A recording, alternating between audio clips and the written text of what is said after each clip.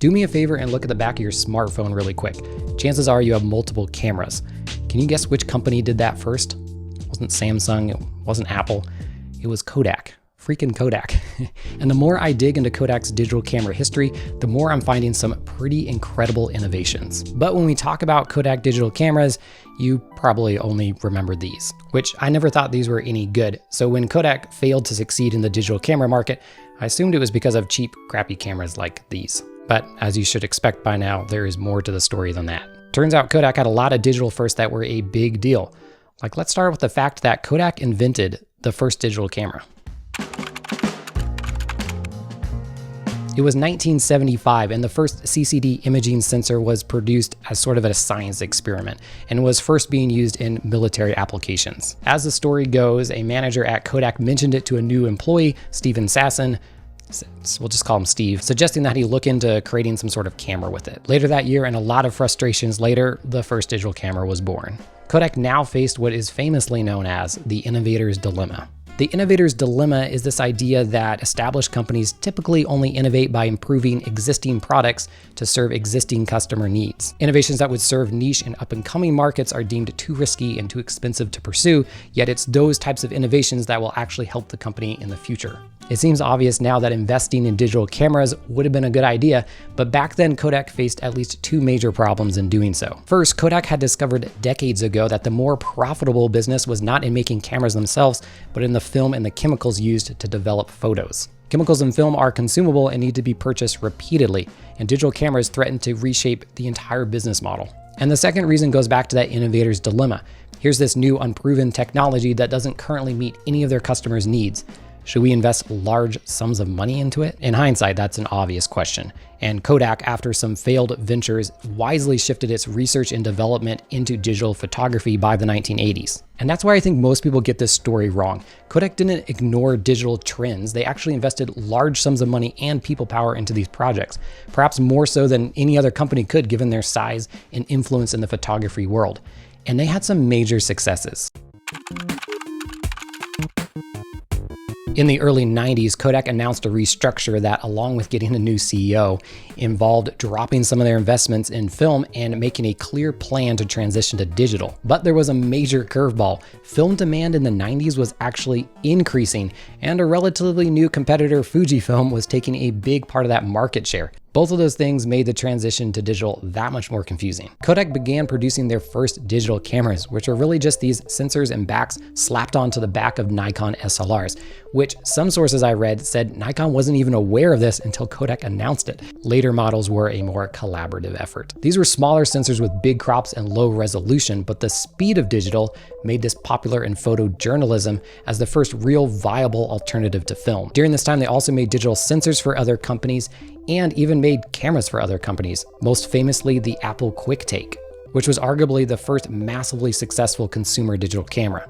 And the funny part is that Kodak seemed to be trying to minimize their risk in the digital market by letting somebody else market and advertise the camera while they just supplied the parts, but it became massively successful and they didn't get to benefit from it. Kodak saw the success of that camera under Apple's name and wanted a slice of that pie, so they developed their first consumer digital camera, the Kodak DC-40, which looked remarkably similar. It's basically the same camera, and then followed that up shortly after with the DC-50, which I have right here. This has an upgraded 0.4 megapixel half-inch sensor, but it sports a very similar monocular looking design where you sort of strap it to your hand and scope out your picture.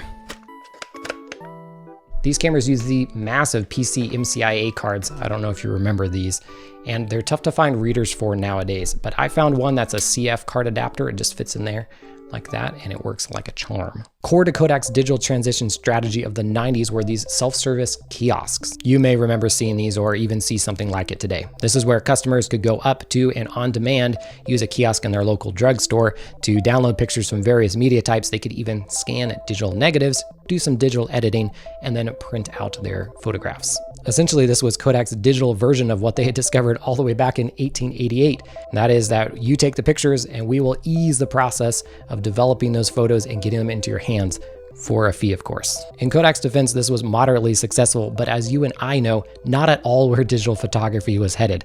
But this wasn't even Kodak's worst miss.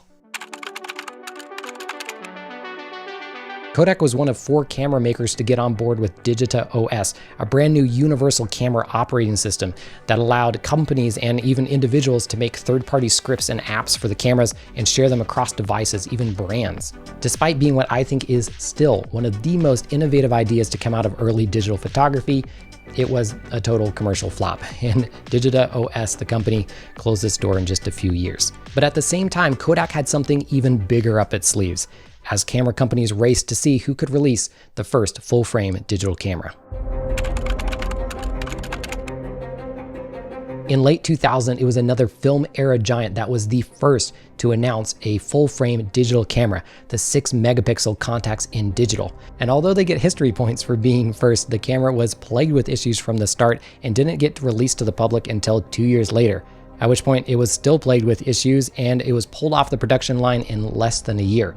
Kyocera, the then parent company of Contax, then dropped out of the camera industry entirely in just a few years. Pentax also had attempted at making the first full-frame DSLR.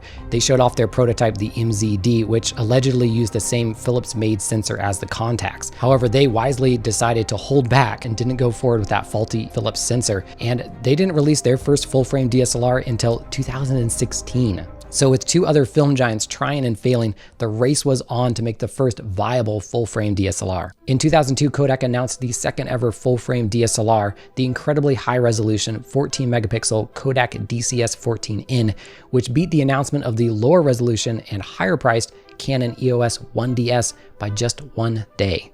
The Kodak was praised for its technical abilities, but it also was plagued with issues like firmware problems and a super slow startup time that was 4.5 seconds long. And its release was also delayed until the Canon 1DS had already come out. Despite the Kodak being 3 more megapixels than the Canon 1DS, the Canon actually resolved more detail. Combine all that with the less than stellar Frankenstein of a Nikon F80 film body, and yeah, this camera was not overly successful. But yeah, I've been loving mine. It uses the Nikon F mount, which was a smart move by Kodak, so they didn't have to develop their own lens mount.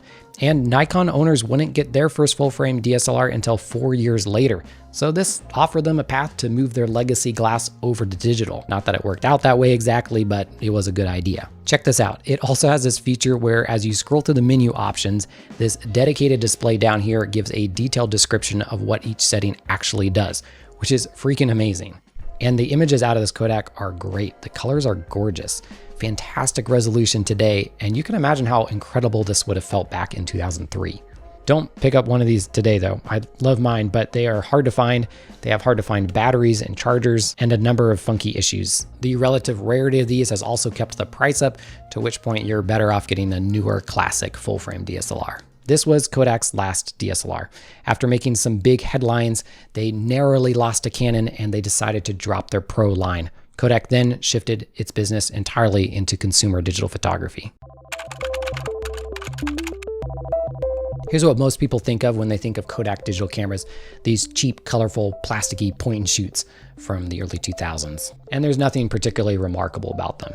Well, for most people. There's a small but active community of Kodak enthusiasts hiding out in little corners of the web. And they like to point out little gems like this, the Kodak P8080, which is actually a pretty good camera. It's an 8-megapixel CCD camera released at the height of the digital photography revolution. That same year, Kodak released the first dual lens, dual sensor camera that could switch between a 23mm equivalent ultra wide angle and a 37-117 equivalent zoom lens. This significantly predates any smartphone multiple camera setup, which is the norm now. It was called the Kodak EasyShare Pro Max Ultra. Kodak had a few of these cool hits, and they actually held a significant portion of this consumer point-and-shoot market. But then, 2008 hit.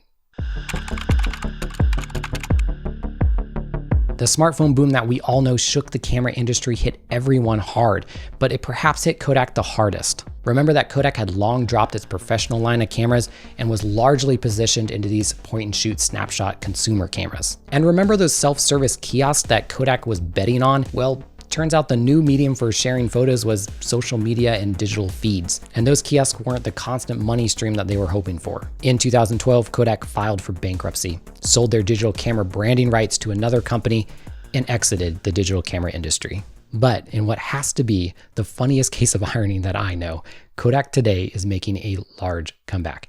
It's just not in the way anyone expected, especially Kodak. Earlier, I mentioned Digita OS, the defunct universal camera operating system that I think is awesome. I dove in depth into that on this video here, which I think you'll really enjoy. I'll see you over there, and until next time, happy snapping.